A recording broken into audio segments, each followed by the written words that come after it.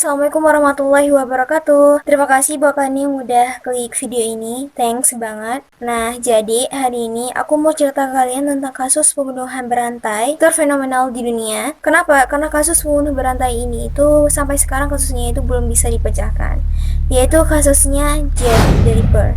Nah, Jack the Ripper ini adalah pembunuh berantai yang beraksi pada tahun 1888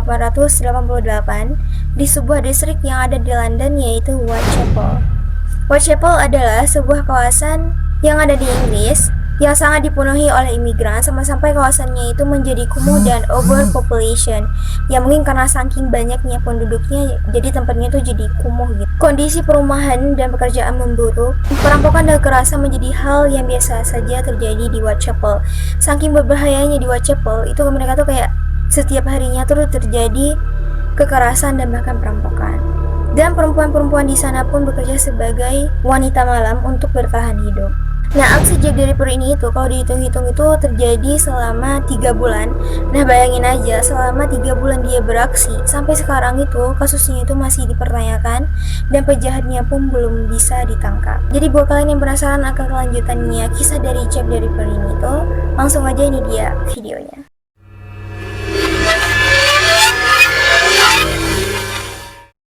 Oke, Jack the Ripper adalah seorang pembunuh berantai yang paling terkenal di dunia. Kasusnya itu sampai hari ini belum bisa dipecahkan. Ini sudah menjadi misteri besar sejak kejadiannya di 100 tahun yang lalu. Oke, pembunuhan yang dilakukan oleh Jack the Ripper pada umumnya itu melibatkan tunasusila dengan cara memotong tenggorokan mereka dan bahkan mutilasi perut mereka dan mengambil organ-organ penting yang ada di dalam tubuh para korban. Secara resmi ada 5 korban yang tercatat atau dikenal dengan The Canonical Five, dimulai di distrik Whitechapel di lokasi kumuh London, Inggris pada tanggal 31 Agustus 1888, tepatnya pada pukul 3:40 pagi. Mayat dari Mary Ann Nichols ditemukan oleh 2 orang pria, yaitu Charles Cross dan Robert Paul. Mayat Mary Ann Nichols ini itu ditemukan dalam keadaan tenggorokannya itu sudah disembelih dengan 2 sayatan dan bagian bawah perutnya itu robek dengan luka dalam yang bergerigi. Sayatan lainnya di bagian perut diduga disebabkan oleh pisau yang sama. Nah, akhirnya 2 orang saksi ini itu melaporkan kejadian tersebut ke polisi dan juga memanggil seorang dokter. Nah, datanglah polisi ke tempat kejadian salah lokasi tempat terjadi pembunuhan tersebut. Nah, sedangkan dokternya itu memeriksa mayat si Mary Ann ini itu. Setelah diperiksa oleh dokter, menurut dokter Dian tersebut, si Mary Ann Nichols ini itu meninggal kurang lebih dari 1 jam.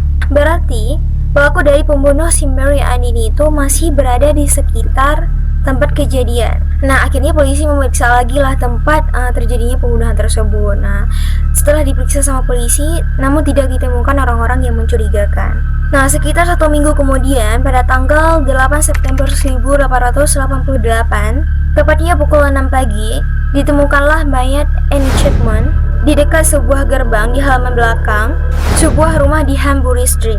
Nah, kasus ini itu sama seperti kasusnya si Mary Ann Nichols dengan keadaan tenggorokannya itu digorok dengan 2 sayatan dan bahkan perutnya itu robek terbuka.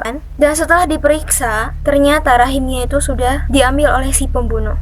Dalam pemeriksaan polisi, seorang saksi mengatakan bahwa dia itu melihat si Annie Chapman ini itu sekitar pukul 5 pagi bersama seorang pria yang berambut gelap.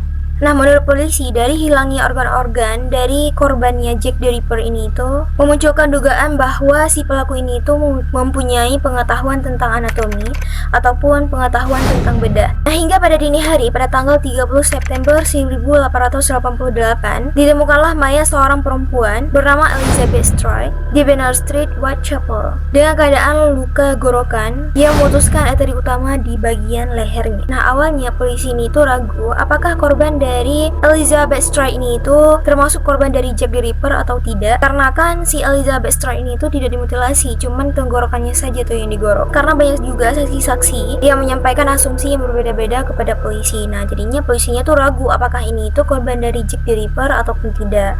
Namun pada akhirnya polisi itu yakin bahwa si Elizabeth Stride ini itu adalah korban dari pembunuhan si Jack the Ripper. Nah, jadi di saat Jack the Ripper ini itu melakukan aksinya, Nah itu tuh ada kayak orang yang lewat gitu. Nah jadi si korban tuh sempat berteriak. Nah akhirnya dia, daripada dia tuh ditangkap, udahlah nggak usah dimutilasi. Nah akhirnya dia kabur kayak gitu. Nah jadi si Jack the Ripper ini tuh langsung menghentikan aksinya, tidak jadi untuk memutilasi si korban yang ini tuh. Nah selang 40 menit kemudian, seorang polisi menemukan mayat seorang wanita yang tidak jauh dari Bennett Street, yaitu Mitra Square, yang bernama Catherine Eddowes. Dengan keadaan tenggorokannya itu sudah digorok dan perutnya itu dirobek dengan luka yang dalam dan panjang. Ginjal bagian kirinya dan juga rahimnya itu diambil oleh si pembunuh. Seorang saksi yaitu Joseph Lewin mengatakan kalau dia itu melewati alun-alun bersama dengan kedua orang temannya sebelum terjadinya pembunuhan, dan dia bilang kalau dia itu melihat si orang laki-laki berambut pirang bersama dengan seorang wanita yang diduga Catherine Eddowes ini itu.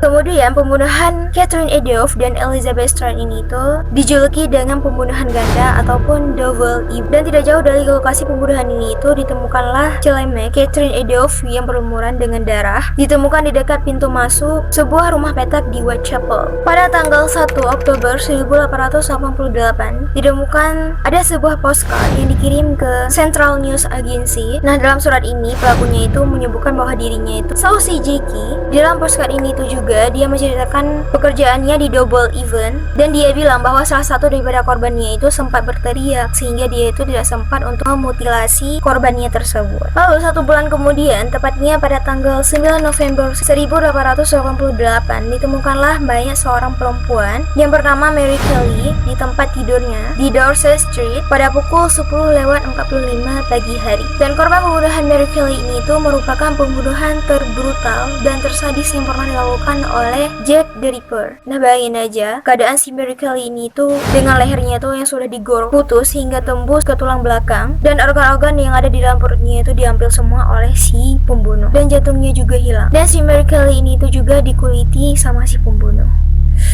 Ini manusia apa bukan sih? Dan dari beberapa saksi yang diwawancarai oleh polisi dapat disimpulkan bahwa si Jack the Ripper ini itu usia sekitar 25 sampai 35 tahun. Tingginya 5,5 sampai 5,7 inch, berkulit putih, berkumis, memakai mantel gelap dan juga memakai topi gelap. Gimana guys menurut kalian? Jangan lupa untuk komen di bawah. Aku pengen tahu asumsi-asumsi dari kalian tentang kasus dari Jack. Ya walaupun sudah lebih dari 100 tahun lamanya kejadian ini, tetapi tetap menjadi sebuah misteri yang tidak bisa dipecahkan dan memang terus menjadi perhatian masyarakat dan membingungkan para masyarakat di luar sana. Kenapa bisa ada orang sepintar Jack the Ripper ini? Karena ya sampai sekarang kasusnya dia itu masih kayak dipertanyakan gitu. So guys, I hope you enjoy this video. Cukup sampai di sini dulu videonya. Buat kalian yang suka dengan videonya, jangan lupa untuk klik tombol subscribe, dan jangan lupa juga untuk share ke teman-teman kalian, dan jangan lupa juga untuk komen di kolom komentar untuk saran-saran dari ide kalian di videoku. See you on next video. Stay positive dan bye.